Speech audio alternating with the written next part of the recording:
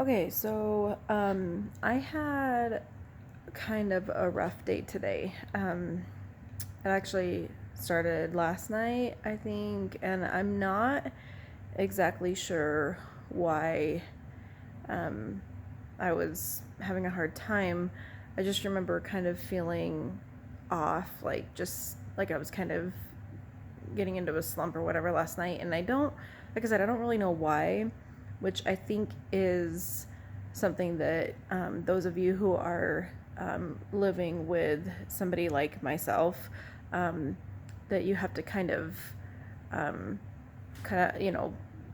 remember that sometimes we don't know why we're struggling, or what really kind of sets it off.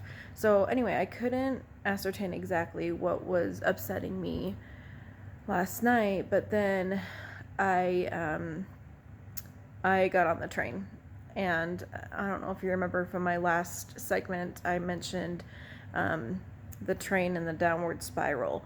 It's an analogy that I took from a friend of mine who struggles from kind of the same things that I do, and she equated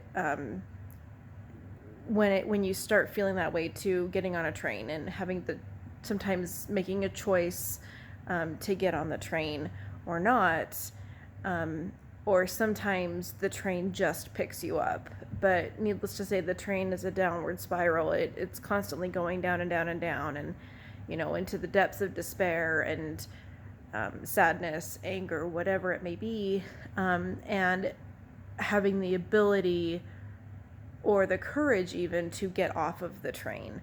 I'm pretty good about not getting on the train, but last night I could feel myself doing that. Anyway, today, I was like, every little thing was bugging me, and one of my first, I guess, reactions, to when I start getting in these slumps is anger. It's my primary emotion that I go to when I'm in these funks. So every little thing was bugging me. I mean, like, the dumbest things were bugging me. Last night, it was the fact that my family finished off the ice cream while I was at work and I didn't get any more, and that really bugged me. And I know that sounds dumb, but oh my gosh, I was really, really upset because I didn't get ice cream. Today, it was every little thing that I could possibly think of was upsetting me. One of the biggest things that was getting to me was actually this project, because quite a few of my friends and family do something like this, and they're so good at it. And I kept thinking, what do I have to offer? How am I different than any of these people? How am I, they're already solving these problems. What can I possibly do? But that's irrelevant. I understand that now, because I feel very prompted to do what I'm doing here. So that was kind of a big deal to me. But there were so many little things, like, I don't know. I drove past one of those, like, speed monitor things that show your speed, and then it's sometimes they have little things on the bottom that say slow down in bright red letters, and I drove past one and it was telling me to slow down, and I was angry at it, and I was like, mind your business and whatever. It was so stupid. And speaking of driving, I live near a lot of roundabouts, and I swear people do not understand roundabouts, and it was driving me crazy, and I was mad at those people. I was mad at just every little thing I could think of, which is funny because I can't even remember what they were now, but I'm sure if I really thought about it, I could remember, but I don't really want to. But it was just, I was in this horrible, awful place, and everything was just driving me crazy. And so, what I wanted to kind of touch on today is, one of my strategies is forgive others and forgive yourself.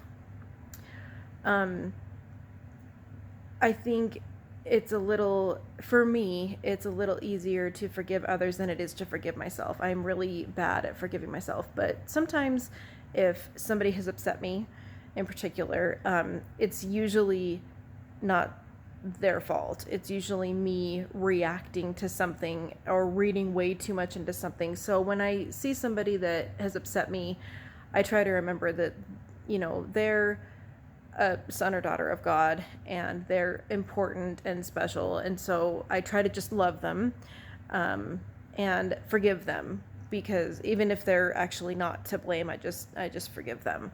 Now, forgiving myself, that's what really came into play today for me, because something that I have I do pretty regularly is when I have a bad thought, or something negative that I'm saying about myself or somebody else or whatever, I assign that thought to Satan. That's kind of that verbiage is something that I took from a lady that's either in this ward or in my last ward. I can't remember, but it's a very eloquent way of putting it. But your first initial thought that's negative or that could possibly get you onto that train, in my opinion, and this is just according to me, might not always be your thought. It could possibly be placed into your mind. And whether you believe in the adversary or God or whatever, that first thought, assign it to something else.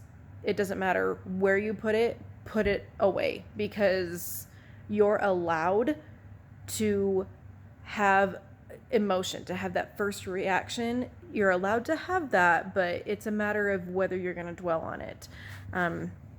Sorry, as I wiggle the camera everywhere.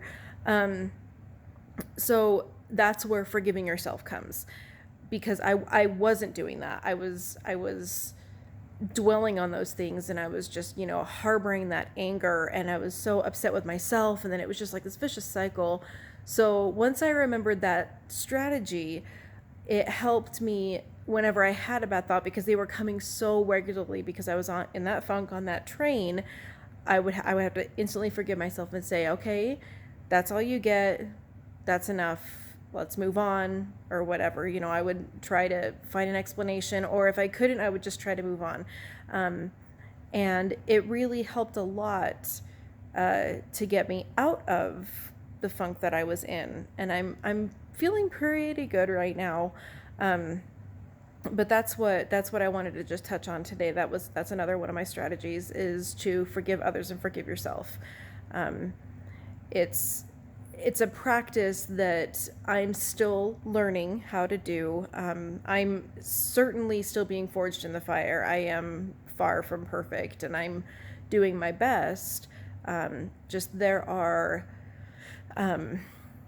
there's a lot I have to do to get really good at doing this. So if you feel like that's just too much for you, just understand that it takes a long time to make that an everyday practice. Something that also, when I was first diagnosed, I was kind of going to my doctor pretty often for follow-ups and stuff. And one thing that he mentioned to me was that that I am still me. And sometimes I'll shoot myself in the foot, when I'm having, a rough time. Sometimes it's just me. I am medicated. I do have these strategies that try to get me through certain things, but I still have hard days. And that's something that I want everyone to understand, is that regardless of how hard you're working to get through your mental illness, you're still going to have bad days.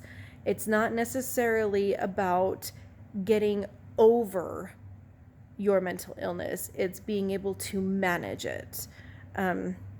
So what I had to basically do is figure out who I am at the core. I know that I'm sensitive, and I'm okay with that. I know that I'm an empath, which I had to really learn how to separate that and make it a strength versus a weakness, because I used to always put people before me. I would take their problems upon myself. I would internalize them and make them my own issues and neglect myself. There are several other things that I know about myself. So when I know that it's just me being me, I can forgive myself a little bit. Doesn't excuse my behavior, it doesn't absolve my behavior, but it does help me to forgive myself and help me get on the right path again. All right, this video is already a little long. If you have any questions or want to know more about, stories I've shared or strategies or whatever, please feel free to get in touch or whatever. I do my best to make these videos public so that people can be shared out. They can, whatever. So yeah, I hope you guys have a wonderful day, evening, whatever time you're watching this, and we'll check back in a little while and I'll share another one of my strategies. Thanks.